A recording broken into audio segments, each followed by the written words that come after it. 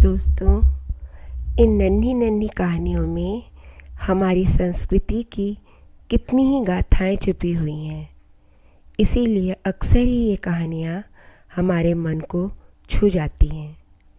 चलिए शुरू करते हैं आज की कहानी।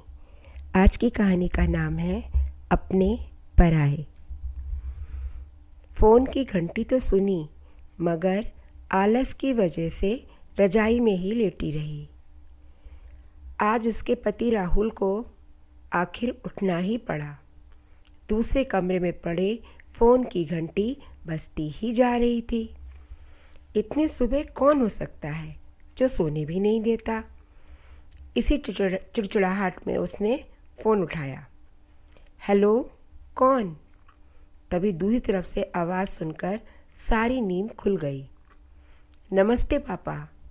बेटा, बहुत दिनों से तुमसे हम मिले नहीं, सो हम दोनों 11 बजे की गाड़ी से आ रहे हैं।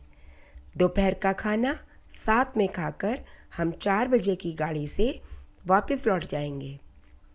ठीक है? हाँ पापा, मैं स्टेशन पर आपको लेने आ जाऊंगा।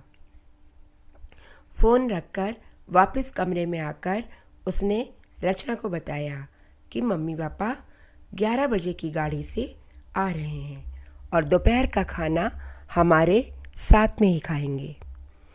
रजाई में घुसी रचना का पारा एकदम 7वें आसमान पर चढ़ गया। कोई इतवार को भी सोने नहीं देता। अब सबके लिए खाना बनाओ, पूरी नौकरानी बना दिया है। गुस्से से उठी और बाथरूम में घुस गई। राहुल हक्का बक्का होकर उसे देखता ही रह गया। फिर जब वो बाहर आई तो राहुल ने पूछा, क्या बनाओगी? गुस्से से भरी रचना ने तुनक के जवाब दिया, अपने को तल के खिला दूंगी। राहुल चुप रहा और फिर मुस्कुराता हुआ तैयार होने में लग गया। स्टेशन जो जाना था। थोड़ी सी देर बाद गुस्सैल रचना को बोलकर कि वो मम्मी पापा को लेने के लिए स्टेशन जा रहा है, वो घर से बाहर निकल गया। रचना गुस्से में बड़बड़ाते हुए खाना बना रही थी। दाल सब्जी में नमक मसाले ठीक है या नहीं, इसकी परवाह किए बिना ही बस करछी चलाए जा रही थी। कच्चा पक्का खाना बना करके बेमन से पराठे तलने लगी, तो कोई कच्चा तो कोई जला हुआ। आखिर उसने सब कुछ ख़त्म किया।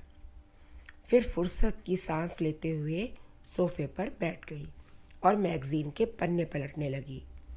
उसके मन में तो बस ये चल रहा था कि सारा संडे आज खराब कर दिया। बस अब तो आएं, खाएं और वापस जाएं। थोड़ी ही देर में घर की घंटी बजी तो बड़े बेमन से उठी और दरवाज़ा खोला। दरवाज़ा खुलते ही उसकी आंखें हैरानी से फटी की फटी रह गईं और मुंह से एक शब्द भी नहीं निकल सका। सामने राहुल के नहीं, उसके अपने मम्मी पापा खड़े थे, जिन्हें राहुल स्टेशन से लेकर आया था।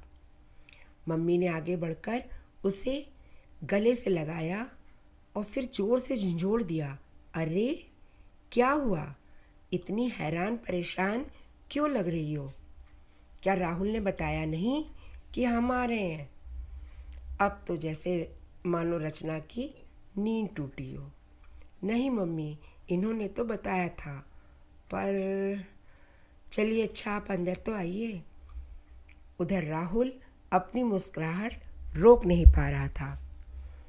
कुछ देर इधर उधर की बातें करने में ही बीत गया। थोड़ी देर बाद पापा ने कहा, अरे रचना, गप्पे ही मारती रहोगी या कुछ खिलाओगी भी? यह सुनकर रचना को मानो सांप सूंघ गया हो। क्या करती?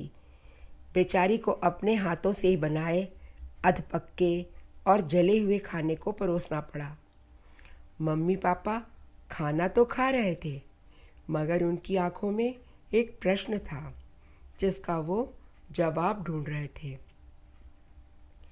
कि आखिर इतना स्वादिष्ट खाना बनाने वाली उनकी बेटी आज उन्हें ये कैसा खाना खिला रही है। रचना बस मुंह नीचे किए हुए बैठी हुई खाना खा रही थी। मम्मी पापा से आंख मिलाने की उसकी हिम्मत ही नहीं हो रही थी। खाना ख़त्म कर सब ड्राइंग रूम में आकर बैठ गए।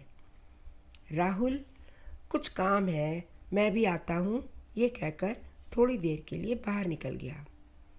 राहुल के जाते ही मम्मी, जो बहुत देर से चुप बैठी थी, बोल पड़ी, क्या राहुल ने बताया नहीं था कि हम आ रहे हैं?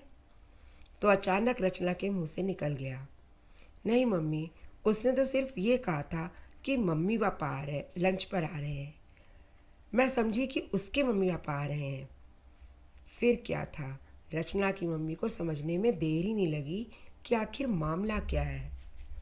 बहुत दुखी मन से उन्होंने रचना को समझाया, बेटी, हम हों या उसके मम्मी पापा, तुम्हें तो बराबर का ही सम्मान करना चाहिए। मम्मी पापा क्या, कोई भी घर में आए तो खुशी खुशी अपनी हैसियत के अनुसार उनकी सेवा करो। बेटी, जितना किसी को तुम सम्मान दोगी उतना ही तुम्हें भी प्यार और इज्जत मिलेगी। जैसे राहुल हमारी इज्जत करता है, उसी तरह तुम्हें भी उसके माता पिता और संबंधियों की इज्जत करनी चाहिए। रिश्ता कोई भी हो, हमारा या उसका, कभी फर्क नहीं करना। रचना की आंखों में आंसू आ गए और अपने को बहुत शर्मिंदा महसूस करके उसने मम्मी को वचन दिया कि आज के बाद ऐसा फिर कभी भी नहीं होगा।